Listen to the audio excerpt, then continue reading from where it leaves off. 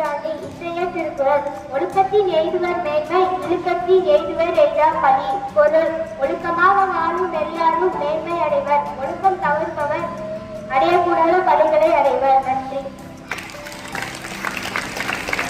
Good morning everyone. I am Ms. Aishwarya from grade 9. Today's proverb: knowledge is good, no thief can steal.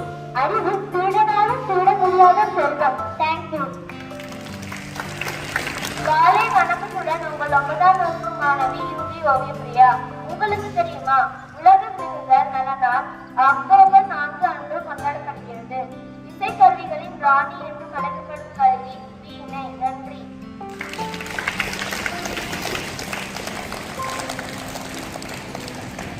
Happy birthday to V. Gugan from first standard A section.